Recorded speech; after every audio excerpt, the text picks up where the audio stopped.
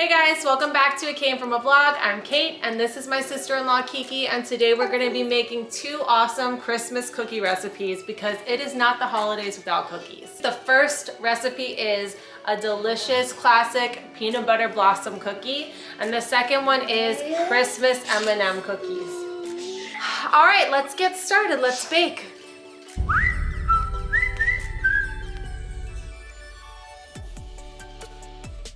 We're starting out with these peanut butter blossom cookies from the New York Times. This recipe is absolutely foolproof. It is perfect. As soon as we finished eating this batch, I immediately made more. That's how much I enjoyed these. It is your basic cookie recipe.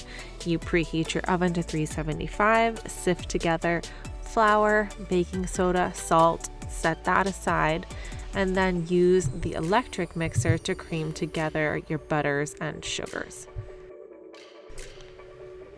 So here we are making that wet mix with the softened butter, the granulated sugar, the light brown sugar, and half a cup of peanut butter.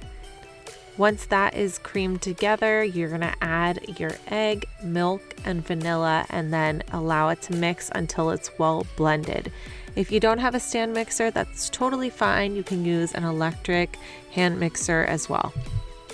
I'm just giving everything a little bit of a hand mix because sometimes it doesn't get perfectly incorporated before adding that flour mixture a little bit at a time, just so we don't overwhelm the batter and we keep it nice and soft.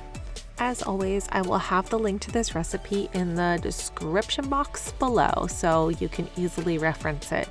The recipe does say that it yields 5 dozen cookies.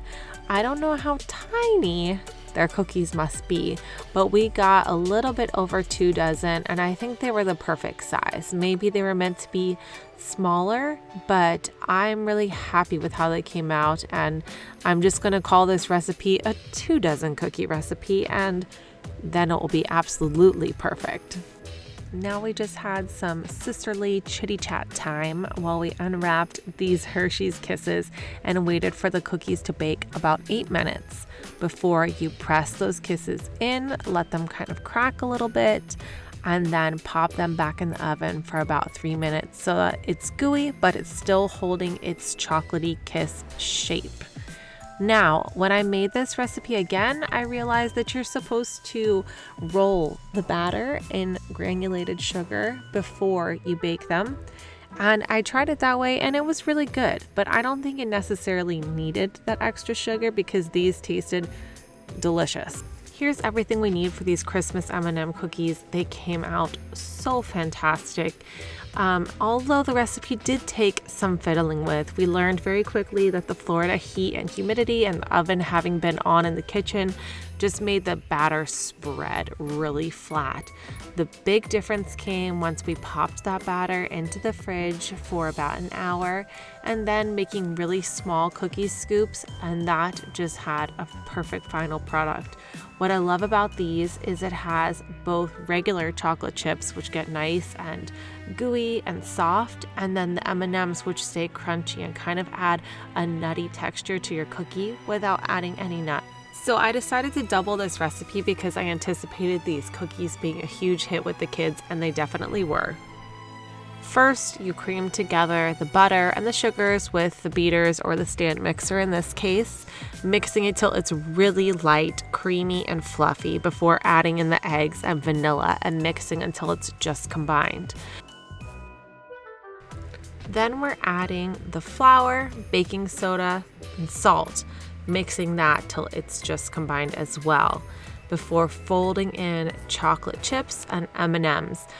Because the recipe was doubled, I believe there was like 6 cups of flour, so it was a mighty thick cookie batter, and it took a good arm muscle to mix in those M&Ms and chocolate chips evenly. Look at these! Aww. Those Christmas colors really got us feeling the holiday spirit, can you tell?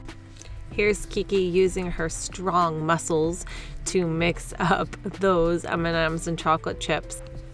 This first batch ended up being kind of an experimental batch because when it came out, they had spread so much they almost looked like a cookie cake. But after refrigerating them and using about half of my cookie scooper there, they started turning out fantastic and they ended up being wonderful. So now I have learned the trick to this recipe and passed it on to you. Finally, I finished up by packaging the cookies in these adorable little Christmas boxes that I had. I just put a few of each cookie into them, and I had these little gnome gummies you'll see in a moment from IKEA. I thought they were cute, so I just threw them in as decoration and tied those up with some Christmas bow and called it a night. Anyway, that's really it for this little quick holiday cookie video. What are your favorite types of cookies to make for the holidays?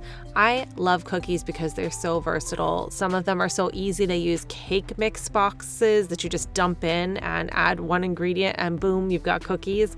And then some take overnight and they let them sit and you have to have a special press. Cookies are just so unique and interesting. I love baking them for the holidays. This year, I have so enjoyed these peanut butter blossom cookies and also the Mexican wedding cookies that we made in an earlier video.